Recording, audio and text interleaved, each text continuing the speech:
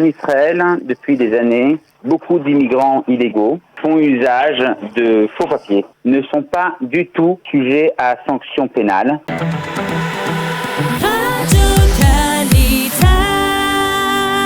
Nous sommes en ligne maintenant avec le docteur Yona Cherki. Yona, shalom, boker tov. Boker tov.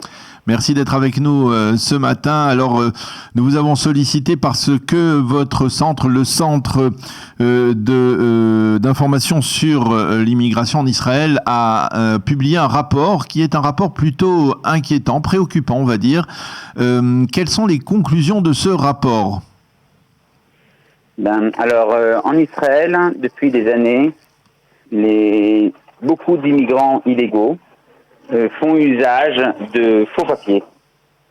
Maintenant, en Israël, lorsqu'une personne fait usage de faux papiers, normalement, il est poursuivi par la justice et il doit purger des années de prison, il doit payer des amendes, etc. Or, étant donné qu'Israël est tellement pressé de se débarrasser des immigrants illégaux, elle ne les fait pas comparaître en justice, elle ne les poursuit pas, et en réalité, ça crée une situation dans laquelle ces immigrants illégaux qui font usage de faux papiers ne sont pas du tout sujets à sanctions pénales. La seule chose qui se passe en réalité, c'est qu'ils les renvoient, la police des frontières les renvoie chez eux après les avoir attrapés. Alors en fait, une personne arrive à l'aéroport de Ben Gurion avec des faux papiers.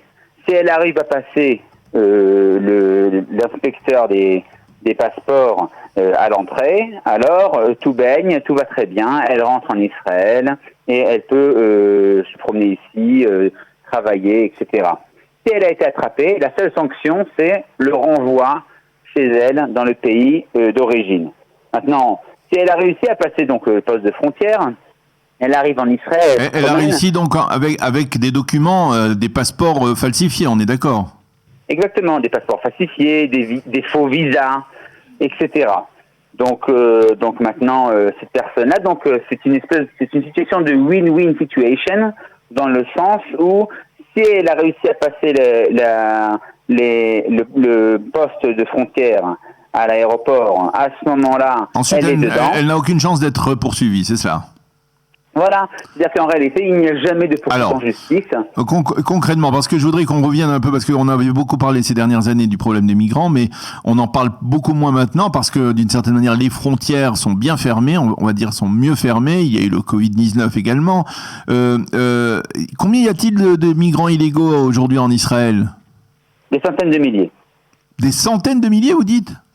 Oui, des centaines de milliers d'immigrants pour une population qui, en fin de compte, ne compte que 7 à 8 millions de personnes en Israël. Ce sont des chiffres. Non, mais il avait été question que le gouvernement renvoie dans un pays tiers, on avait parlé de l'Ouganda ou d'autres pays africains, une partie importante de ces migrants qui étaient arrivés illégalement. Ça s'est bien produit. Il y a plusieurs dizaines de milliers de migrants qui sont repartis. Dans ces pays africains, comment on arrive à un chiffre de plusieurs centaines de milliers ? Parce que au plus haut de la crise, il me semble, dites-moi si je me trompe, mais ils étaient entre 60 et 70 000. Oui, mais il ne faut pas confondre immigrants illégaux et infiltrés.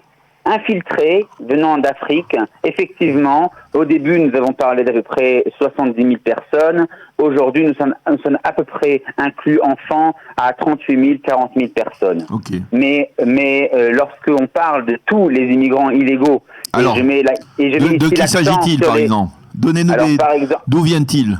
Alors de manière spécifique concernant le sujet d'usage de faux visas, de faux papiers, on parle essentiellement d'immigrants en provenance d'Europe de l'Est, ex-Union soviétique, donc de Moldova, d'Ukraine, de Géorgie, de la Russie, etc. Qui viennent ici pour essayer de trouver du travail, qui n'ont pas du tout l'intention de réclamer l'asile politique.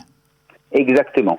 Donc ces personnes-là arrivent ici et effectivement font usage de contacts et de faux papiers ici en Israël pour justement passer la frontière. Justement a été il y a à peu près 1 an et demi a été justement dévoilé que la police a intercepté tout un réseau mafieux qui consistait justement à faire passer ces gens-là à des dizaines par jour par l'aéroport Ben Gurion. Donc nous avons eu plusieurs entretiens avec l'inspecteur général de l'État pour justement stopper ça. Alors concrètement, qu'est-ce que votre centre réclame aujourd'hui au gouvernement israélien ? Voilà, alors le rapport qui a été déposé auprès de la ministre de l'Intérieur et du directeur général du bureau de l'immigration. Le rapport donc qui d'abord présente le problème, expose le fait que selon l'information que nous avons reçue, aussi bien l'information officielle que l'information que nous avons récoltée par la suite, nous nous sommes rendus compte qu'effectivement ces personnes n'étaient jamais sujet à une poursuite judiciaire et l'essentiel effectivement c'est que ce que nous essayons de mettre en place, c'est qu'effectivement l'État commence à poursuivre ces personnes-là, à les emprisonner, à leur donner des amendes qui ensuite ces amendes les poursuivront même dans leur pays d'origine afin de dissuader ces gens-là et leurs futurs compatriotes d'arriver en Israël et d'essayer d'y travailler de manière illégale, d'y résider de manière illégale, de s'installer ici de manière illégale avec l'usage de faux papiers. Une question, donc, est-ce que c'est spécifique à l'État d'Israël ? Parce que bon, le problème des migrants de l'Érythrée, du Soudan, dont on avait beaucoup parlé ces dernières années, c'est peut-être plus spécifique à Israël, mais est-ce que cette immigration illégale qui vient donc de l'Europe de l'Est, de l'ancienne Union soviétique, je suppose que ça existe, ces manœuvres, elles existent dans d'autres pays occidentaux, que pour rentrer en France c'est un peu la même chose, je suppose qu'il y a aussi des faux papiers. Est-ce que c'est spécifique à Israël ou c'est bien, ou c'est un peu partout dans les pays occidentaux la même chose ?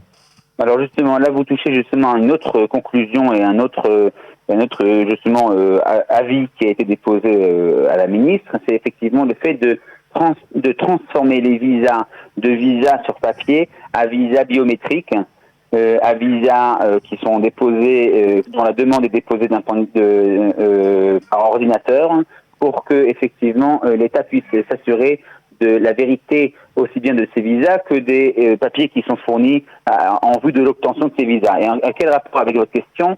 Voilà, il y a beaucoup d'États à travers le monde aujourd'hui qui font justement imprimer leur visa de manière biométrique. De cette manière-là, en réalité, l'usage de faux est beaucoup plus difficile. Et en Israël, aujourd'hui, nous sommes encore dans le système d'il y a 50 ans, où le visa est imprimé sur papier et sans aucune suite ou antécédent biométrique. Et en réalité... Donc je comprends bien que c'était aussi une de vos revendications par rapport aux autorités, c'est de transformer ce visa en biométrique.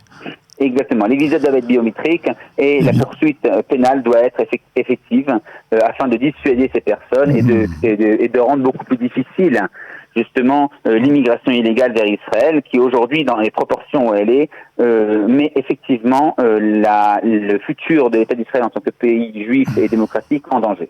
Eh bien, Maître Yodin Cherki, merci beaucoup de nous avoir clarifié un dossier qui est problématique, effectivement, dont on ne parle pas souvent. Merci d'avoir été avec nous ce matin. Bonne journée, Shavua Tov. Bonne journée, Shavua Tov.